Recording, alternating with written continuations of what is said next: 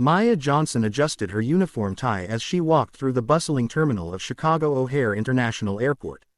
At 38, she carried herself with the quiet confidence of someone who had seen things most people could never imagine. But to everyone around her, she was just another airline pilot heading to work another routine flight. "Morning, Captain Johnson," called out First Officer Jake Thompson as he approached the gate. "Ready for another exciting trip to Denver?" Maya smiled politely. "Always ready, Jake. How's the weather looking?" "Clear skies all the way. Should be smooth sailing." If only he knew, Maya thought to herself. 12 years ago, clear skies had meant something entirely different to her. Perfect conditions for air-to-air combat, hunting enemy fighters at 30,000 feet, being the hunter instead of the hunted. But Jake didn't know any of that. None of her colleagues did. To them, Maya was a competent pilot who had somehow earned her captain's stripes through the usual civilian channels. They saw her excellent flying skills, her calm under pressure, her ability to handle difficult situations. What they didn't see was the classified training that made those skills possible. They didn't know about the 7 confirmed kills that had earned her the call sign Viper. They had no idea that the woman walking beside them had once been one of the most feared fighter pilots in the world. Maya had worked hard to keep it that way. For 12 years she had lived a double life. By day she was Captain Johnson of United Airlines Flight 447. By night she was haunted by memories of missions she could never talk about, victories she could never celebrate, losses she could never properly mourn.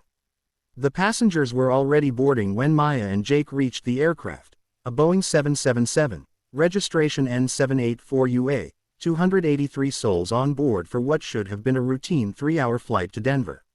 Maya did her usual walk-around inspection, checking every detail with the precision that had once meant the difference between life and death in combat. "Everything looks good, Captain," Jake reported as they settled into the cockpit. "Weather's perfect, flight plan filed, all systems green." Maya nodded, running through her pre-flight checklist, her hands moving with the practiced efficiency of thousands of hours in both military and civilian aircraft. The Boeing's cockpit was spacious and comfortable compared to the cramped confines of an F-16, though Maya sometimes missed the raw power and agility of her old fighter jet. "United 447, you're cleared for takeoff on runway 22 left," came the voice of air traffic control. "Cleared for takeoff, runway 22 left, United 447, Maya responded, advancing the throttles. The massive engines spooled up and the aircraft rolled down the runway. As they lifted into the clear Chicago sky, Maya felt the familiar thrill of flight. It never got old, that moment when tons of metal defied gravity and soared into the heavens. But today's flight would be different from any she had flown in the past 12 years. They were cruising at 35,000 feet over the cornfields of Nebraska, Maya reviewing arrival procedures for Denver, when she heard a sound that made her blood run cold. Jake gasping for air, then the thud of his body slumping against the controls. "Jake," she called out, reaching over to check his pulse.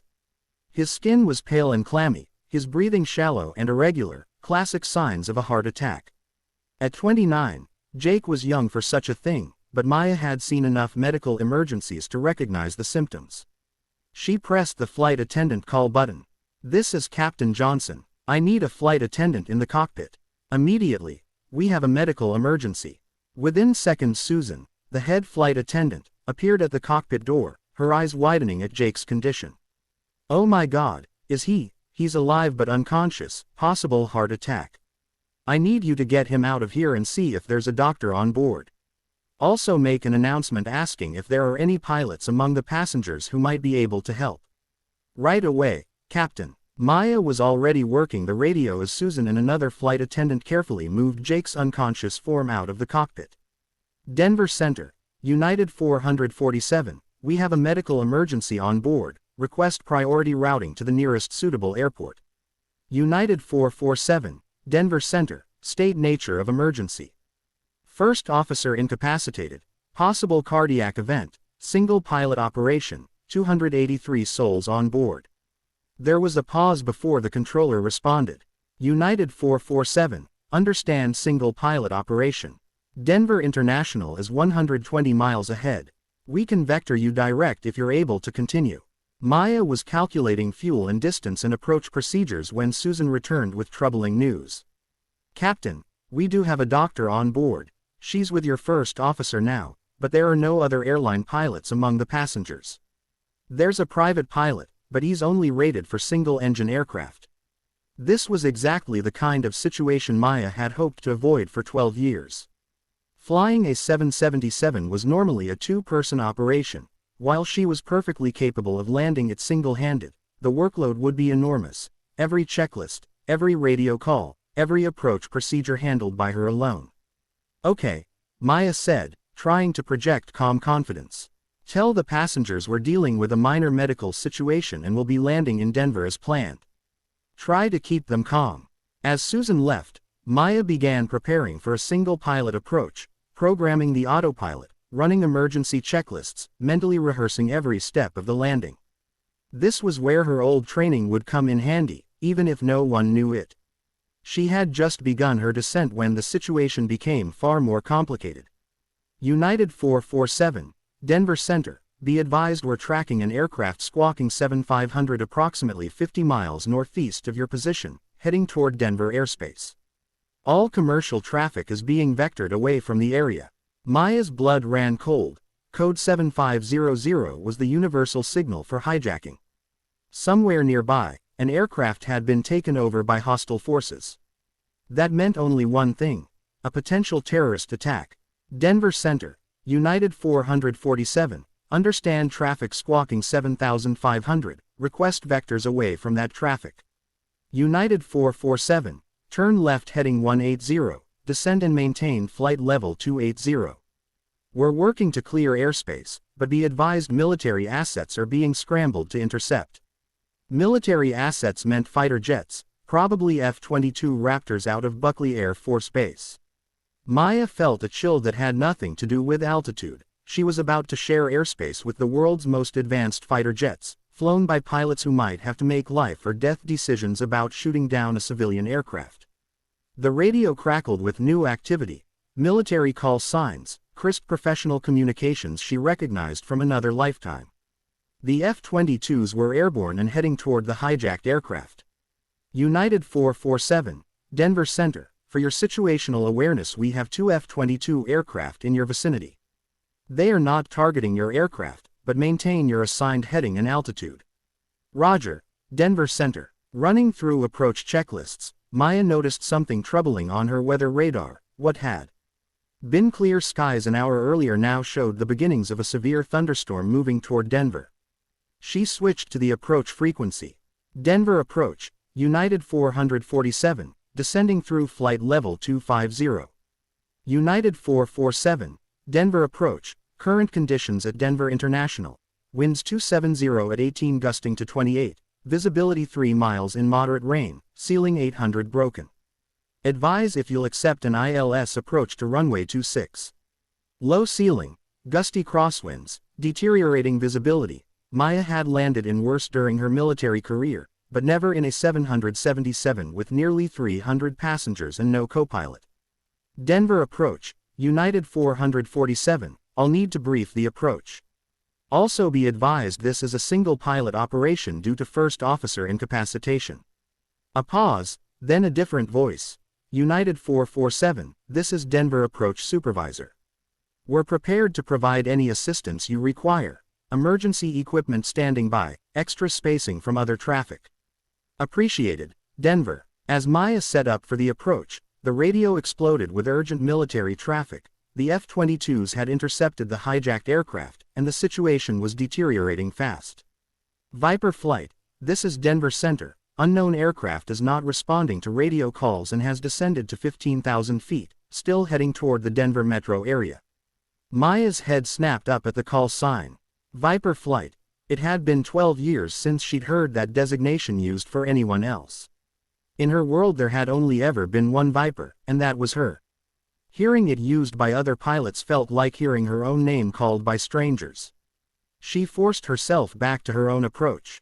The weather was worsening. She was still 20 miles out, the Boeing was heavy with fuel, the crosswinds were increasing, and she was running out of options. Then everything fell apart. Denver approach, United 447, I've got engine fire indications on number 2 engine, initiating engine fire checklist. The red warning light was unmistakable. Engine fire on a twin-engine aircraft was serious under the best circumstances, with no co-pilot, worsening weather, and limited alternates because of the hijacking. It had become potentially catastrophic. Maya's hands moved with practiced precision through the checklist: fuel cutoff, fire suppression, engine shutdown.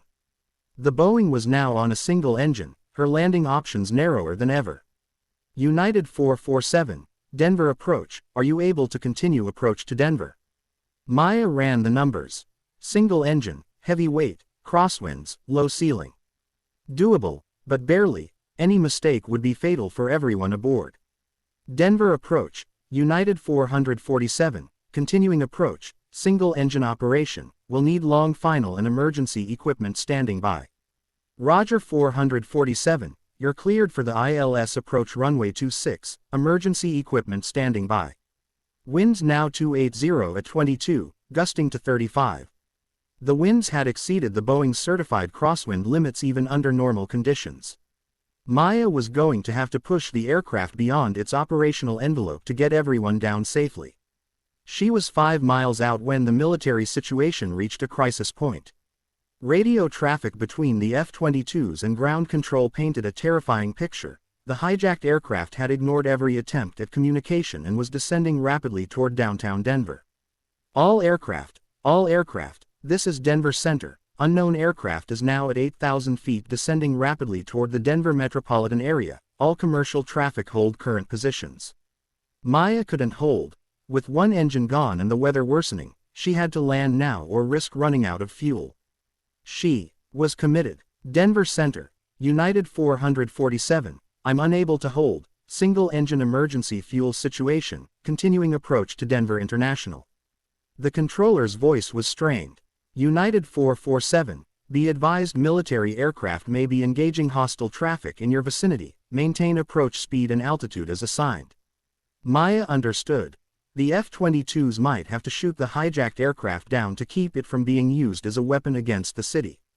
She and her passengers were flying straight into what could become an aerial combat zone. 3 miles from touchdown she heard the transmission that changed everything.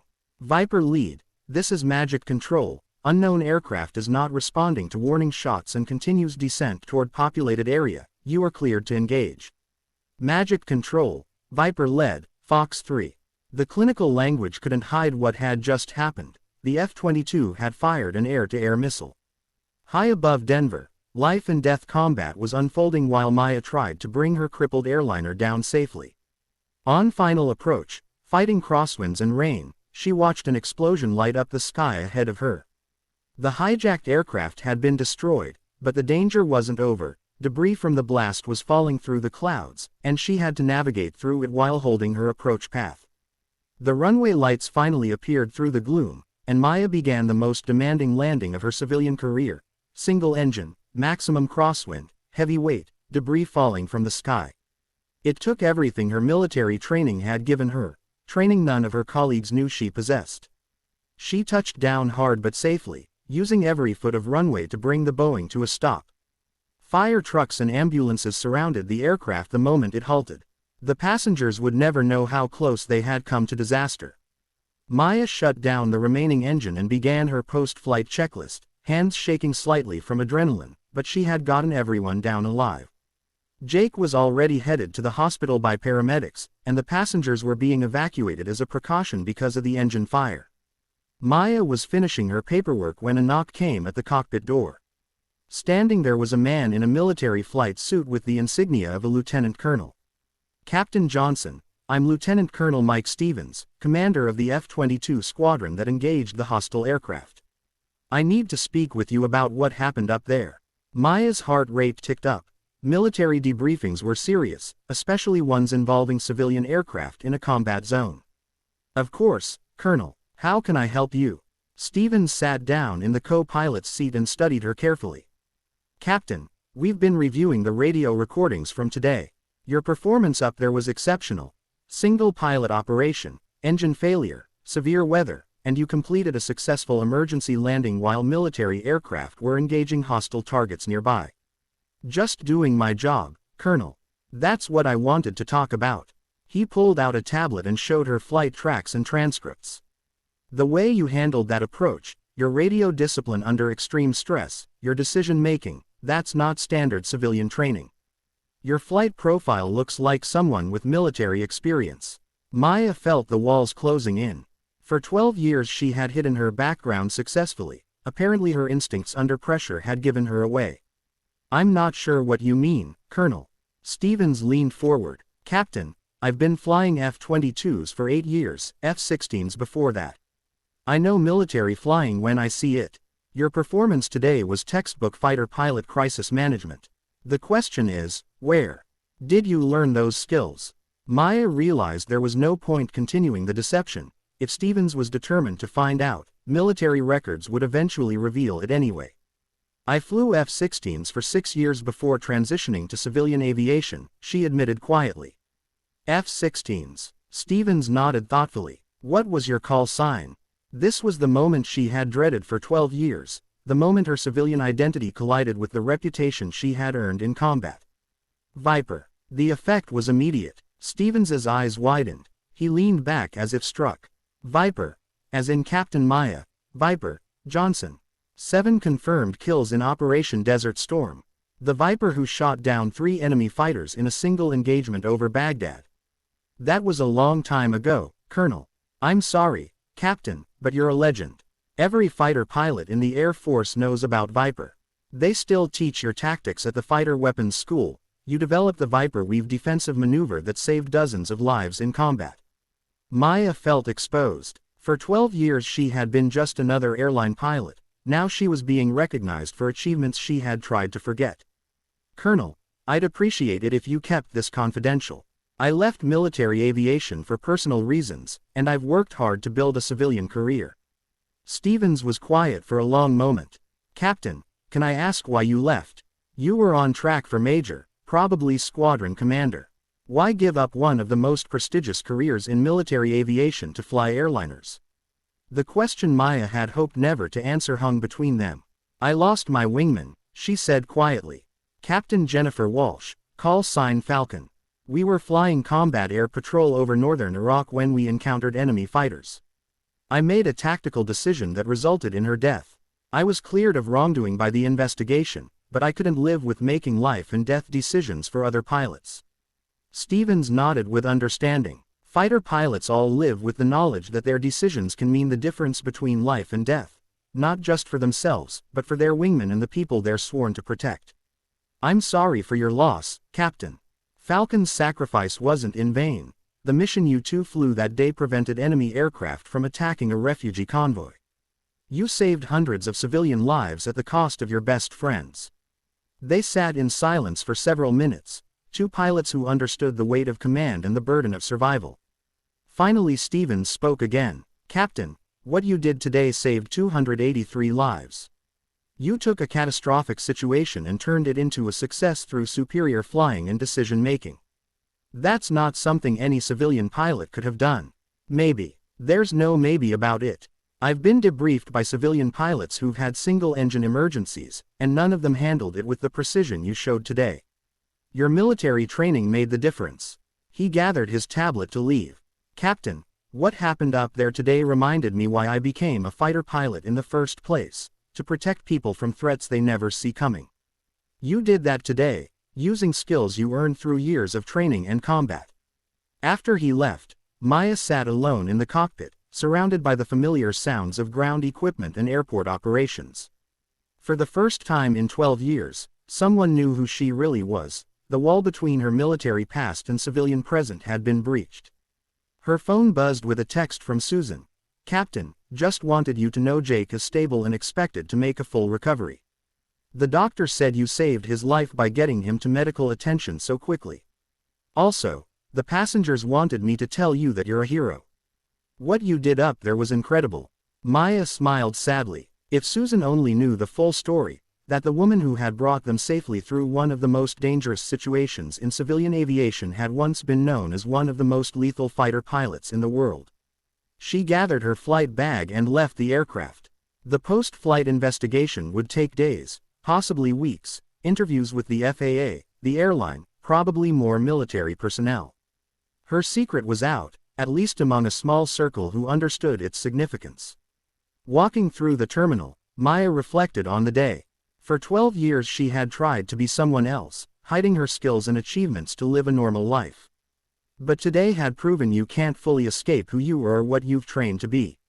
The other passengers from Flight 447 were gathered at a nearby gate waiting for a replacement aircraft. Several recognized her and began applauding. Word had spread about their captain's performance during the emergency. "Thank you, Captain Johnson," an elderly man called out, tears in his eyes. "You saved all our lives today." Maya nodded politely and kept walking, but his words followed her. She had saved lives today, just as she had during her military career. The methods were different, but the mission was the same: protecting people from harm. Her phone rang as she reached the parking garage, her supervisor. "Maya, this is Chief Pilot Richardson. I just got the preliminary report. Are you okay?" "I'm fine, Chief. Just tired." "Maya, I've been flying for 30 years and I've never seen anything like what you accomplished today. Single pilot operation, engine failure, severe weather, and you brought that airplane in like you'd been practicing the scenario for years. Where did you learn to fly like that?" Another moment of truth, another decision about how much to reveal. "I had some additional training before joining the airline, Chief." "Well, whatever it was, it saved a lot of lives today. The company wants to recognize you. There's going to be a ceremony, probably some media attention. You're going to be famous." Famous? Exactly what Maya had spent 12 years trying to avoid. Fame meant scrutiny, and scrutiny meant her military background would eventually surface. The career she'd built as just another airline pilot was about to end. "Chief, I'd prefer to keep this low-key. I was just doing my job." "Maya, what you did today was way beyond just doing your job. You're going to be recognized whether you like it or not. The aviation community needs to know about pilots like you." After hanging up, Maya sat in her car and let herself think about what the future might hold. The secret she had guarded for 12 years was beginning to unravel. More people would learn about her military background, her combat record, the reputation she'd earned as Viper. She thought about Jennifer Walsh, her wingman and best friend, who had died in combat over Iraq 12 years earlier. Falcon had always believed their skills and training were gifts that came with a responsibility to protect others. She had died living up to that belief. For the first time in 12 years, Maya began to wonder whether Jennifer would have wanted her to spend the rest of her life hiding from the abilities that made her special, whether her wingman would have approved of the way she had chosen to honor her memory. 3 days later, Maya sat in the chief pilot's office at United Airlines headquarters with Richardson, several company executives, and a representative from the pilots' union. The atmosphere was formal but supportive. "Captain Johnson," Richardson began, "we've completed our preliminary investigation. Your performance was exemplary in every respect. However, some questions have arisen about your background and training." Maya had expected this. "What kind of questions?" "The kind that come from the military," said one of the executives. "We've been contacted by the Air Force about your previous service. They've requested permission to include you in some kind of recognition ceremony." "What kind of ceremony?" "Something about outstanding service to the aviation community. They weren't specific, but they indicated your military background is quite distinguished." Maya realized her secret was now fully out, at least within certain circles, and there was no point hiding it further. "I served 6 years as an F-16 fighter pilot," she said simply. "I left the military to pursue civilian aviation." The room went quiet as the implications sank in. Fighter pilots were the elite of the aviation world, and F-16 pilots were among the best of the elite. "Captain," Richardson said finally, "why didn't you mention this when you applied? Military fighter experience is highly valued in commercial aviation. I wanted to build my civilian career on its own merits, not on my military background. I've been flying airliners for 12 years and never needed my military training until this week." "But you did use it this week," the union representative pointed out, "and it saved nearly 300 lives. That kind of skill is exactly what the industry needs." The meeting continued for another hour, covering insurance, media relations, and the company's response to what was already being called the Denver Miracle. Maya answered honestly, without elaborating on details of her service that remained classified. As it ended, Richardson walked her to the door. Maya, the company is proud of what you accomplished, proud to have someone of your caliber flying our aircraft. Your military background doesn't diminish your civilian achievements.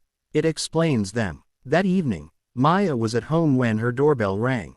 Lieutenant Colonel Stevens stood on her porch, in civilian clothes, looking somewhat uncomfortable. Colonel Stevens, what are you doing here? I hope you don't mind the intrusion, Captain. I wanted to speak with you privately, away from official channels.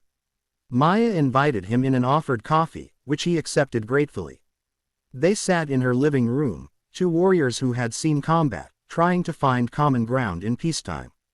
Captain, I've been thinking about our conversation in Denver, about why you left the military, about what happened to your wingman. Colonel, I'd rather not. Please, let me finish. I've been flying fighters for 15 years, and I've lost friends too, not in combat, but in training accidents, mechanical failures, things beyond anyone's control.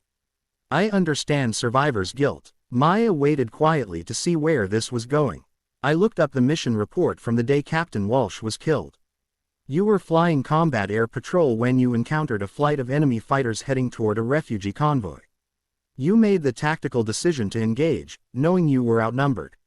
Your wingman was shot down, but the mission succeeded, the convoy was protected. She died because of my decision. She died because that's what fighter pilots do. We put ourselves at risk to protect others. Captain Walsh knew the risks when she strapped into that F-16, just like you did, just like I do every time I fly. Her death wasn't your fault. It was the cost of a job that sometimes demands the ultimate sacrifice. Stevens leaned forward, his voice intense but compassionate. Captain, what you did in Denver proves you haven't lost the skills that made you a great fighter pilot. You saved those people using the same tactical thinking and crisis management you used in combat. The only difference is that this time, everyone lived. Maya felt tears forming. For 12 years she had carried the guilt of Jennifer Walsh's death, believing she had failed as a leader and a friend. Colonel, I appreciate what you're trying to do, but I can't go back to that life. I can't be responsible for other people's lives in combat. I'm not asking you to come back to the military. I am asking you to stop hiding from who you are. The aviation community needs pilots like you. Stevens stood to leave. Captain, there's going to be a ceremony next week at the Pentagon.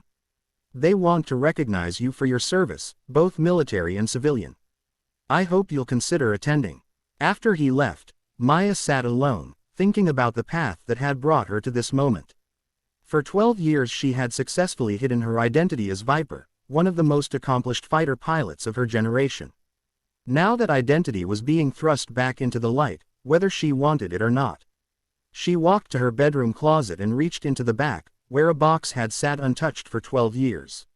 Inside were her military decorations, including the Distinguished Flying Cross she had received for the mission that cost Jennifer Walsh her life, and a photograph of the two of them in front of their F-16s, taken just days before that final mission. Maya studied her friend's face in the photo. Jennifer had always been the optimist, the one who believed their skills and training came with a responsibility to serve others. She had died living up to that belief. For the first time in 12 years, Maya began to wonder if Jennifer would have wanted her to keep hiding. The next week, Maya stood in the Pentagon wearing her dress uniform for the first time in 12 years. The ceremony was small and private, attended only by senior military officers and a few representatives from the airline industry. She was recognized for exceptional service to the aviation community and outstanding performance in crisis situations that saved civilian lives. As the citation was read, Maya thought about the strange turns her life had taken, joining the military to serve her country, becoming one of the most skilled fighter pilots of her generation, losing her best friend in combat, leaving the military to escape the responsibility of command, spending 12 years hiding her abilities, and now being honored for using those same abilities to save civilian lives. Afterward, she was approached by General Patricia Williams, the highest-ranking woman in the Air Force. Captain Johnson, or should I say Viper, it's an honor to finally meet you. Your reputation in the fighter community is legendary. Thank you, General, though I should mention I'm no longer Captain Johnson. I haven't held a military rank in 12 years. Once a fighter pilot, always a fighter pilot. You proved that in Denver. Tell me, what are your plans now? I imagine this experience has changed your perspective on a few things. Maya had been turning that question over for days. I'm not sure, General. I've spent so long trying to be someone else that I'm not sure who I really am anymore. I think you know exactly who you are. You're the pilot who saved nearly 300 lives using skills very few people in the world possess. The question is what you're going to do with those skills going forward. That evening, Maya had dinner with Stevens and several other military pilots who had attended the ceremony.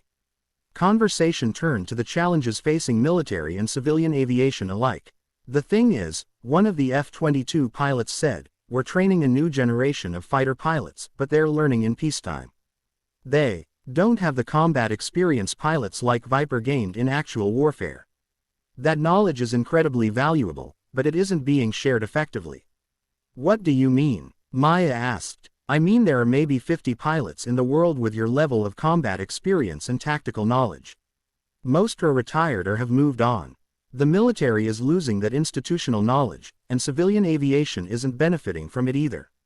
Stevens nodded. There's been talk of an exchange program, experienced combat pilots working with both military and civilian aviation to share their knowledge, a kind of consultant role, drawing on real-world experience to improve training and safety.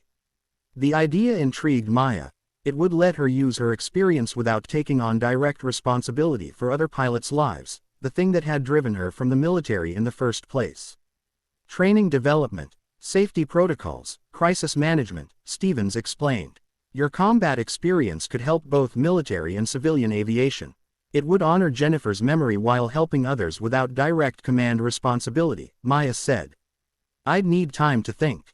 Take it. What happened in Denver has started conversations at the Pentagon and the FAA.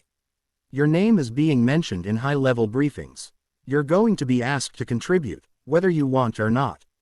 6 months later, Maya stood at the Naval War College addressing military and civilian pilots from around the world. She had accepted a position as senior instructor in crisis management, using her background to train the next generation. Your training never stops being relevant, she told her students. The skills you learn might save lives in ways you can't imagine. A young Air Force lieutenant raised her hand. Captain, what advice would you give pilots transitioning from military to civilian aviation? Maya thought about her 12-year journey, hiding from her abilities, and the events that had finally brought her full circle. Don't hide from who you are. Your military training is a gift with a responsibility attached. Whether you're flying fighters or airliners, your job is protecting people. That responsibility doesn't end when you take off the uniform. After class, Maya walked to her office, where Jennifer Walsh's photograph sat on her desk beside a Model F-16 with Viper painted on the side, a gift from the F-22 pilots. She had made peace with both sides of her identity, the warrior she had been and the protector she had become. Maya, Viper, Johnson was no longer hiding from her past. Instead, she was using it to build a better future for aviation. The woman who had spent 12 years concealing her status as a fighter ace had become exactly what Jennifer would have wanted. A teacher, a mentor, and a guardian of the skies, using her extraordinary skills to protect others and pass on knowledge that could save lives for generations to come.